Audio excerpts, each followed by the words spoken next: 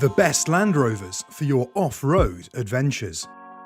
The thrill of sitting at the wheel of a 4x4 vehicle that can pretty much go anywhere, and the adrenaline rush that you feel as the vehicle leans towards its side as if you're about to tip, is surreal.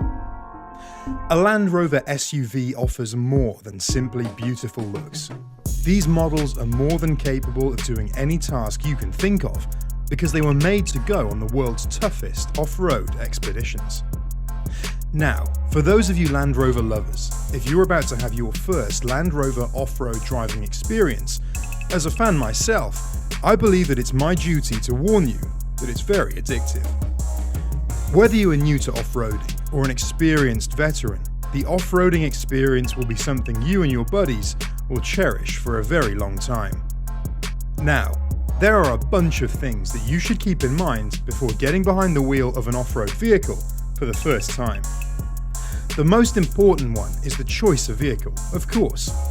Besides that, if you're heading off the beaten path, it's crucial that you check your car and make sure that it's prepared for your adventure.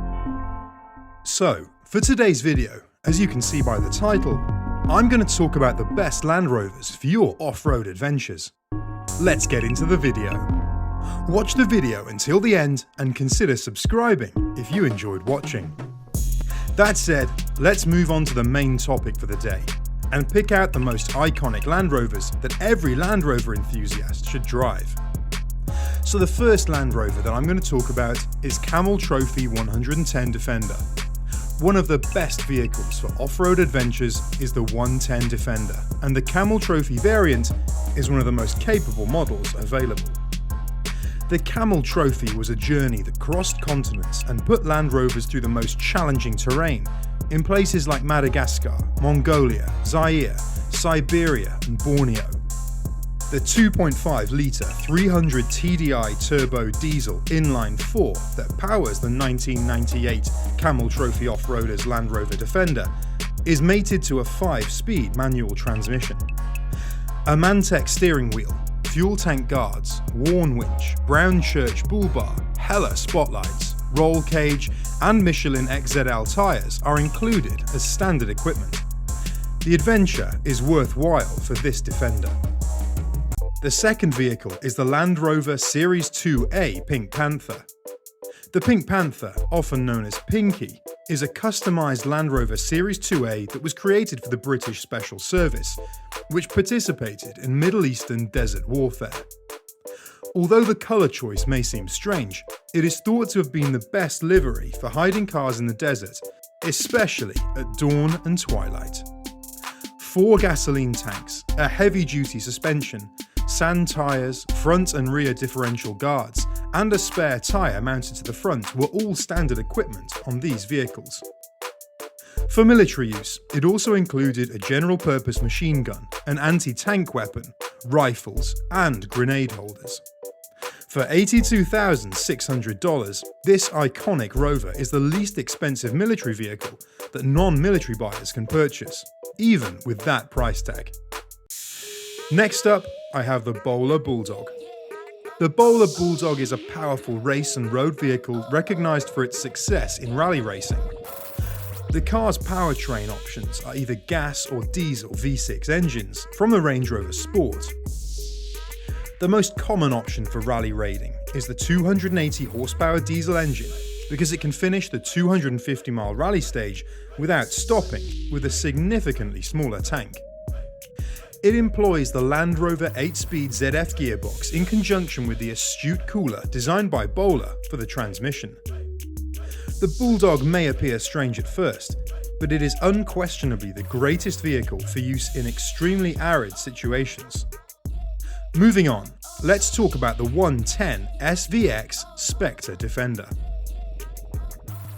The 110 SVX Spectre Defender was a car developed just for Spectre, the 24th James Bond movie. 10 110 Defenders were required, but only 7 survived the movie-making process thanks to modifications made by the British brand Bowler. One of the 7 vehicles used in the drive-by scenes was a road-legal vehicle. Large 37-inch Maxxis Trepador tyres, an improved suspension with rise joints, and Bilstein rally dampers that were tuned for racing were all standard equipment on the car. Recaro sports seats brought a touch of sophistication to the notoriously conventional cabin, which further enhanced its majesty. These vehicles can be referred to as the ultimate defender. The next car that I'm going to talk about is the Cuthbertson tracked Land Rover. The Cuthbertson Land Rover is a tracked vehicle designed to travel over terrain that is inaccessible to regular 4x4s, such as deep snow, mud and marshes. Given that it was lighter than a tank, the military deployed them on purpose in the explosive clearance. It had powerful crankshaft-driven power steering and wheel-sized sprockets to drive the tracks, which allowed it to revolve. Less than 20 Cuthbertson units are thought to have left the plant, while the exact number is unknown. Due to this, both collectors and enthusiasts have begun to take notice of these Land Rovers. Next up, I have the Trans-America's Expedition Range Rovers. It was the goal of the British Trans-America's Expedition to complete the first ever vehicle traverse of the whole American continent. The mission was one of the first real-world tests for the first-generation Range Rover, while not being the first through the Darien Gap. Two 1971 Range Rovers with the license plates VXC 765K and 868 were consequently released to travel the 18,000-mile Pan-American Highway. These Rovers only received the heavy-duty towing eyes, particular bush bars from the two bumpers, and a fuel tank guard as upgrades. Overall, an off-road enthusiast would benefit from travelling in one of the Trans-America's Expedition Range Rovers. Moving on, let's talk about the Flying Huntsman 6x6 pickup. The Kahn design team adapted a Land Rover to become the Flying Huntsman 6x6 pickup. It sports a commanding set of enlarged front and rear fenders with lightweight integrated vents. The massive pickup is propelled by a 6.2-litre LS3 V8 engine from GM that has 430 horsepower.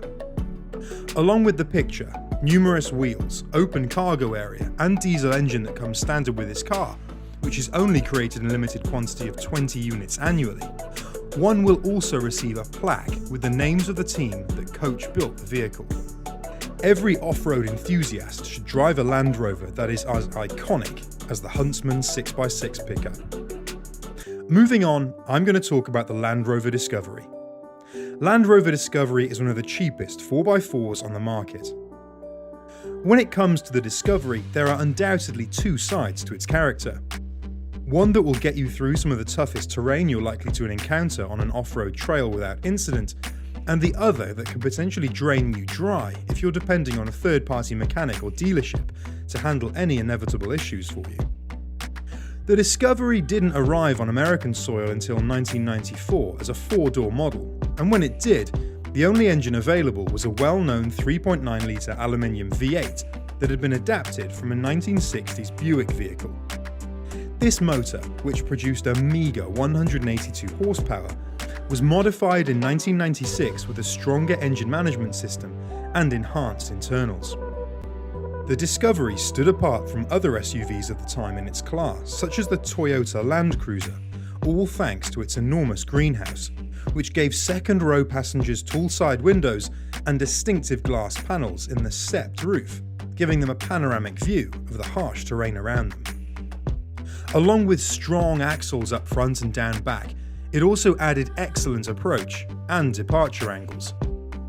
The Discovery's platform's exceptional wheel articulation was not overlooked by 4x4 enthusiasts, and with its centre-locking differential, long travel suspension, and availability of both a 4-speed automatic and a 5-speed manual gearbox, it was a versatile tool for those willing to take a chance on a new off-road competitor.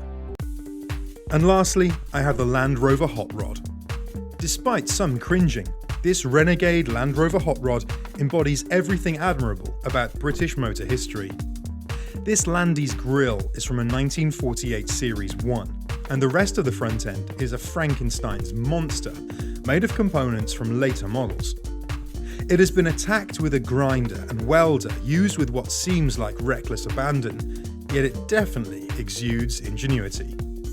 The Hot Rod has been sold on a few occasions, but every now and then, When it is sighted on the highway, it draws admiring glances and smiles from certain onlookers.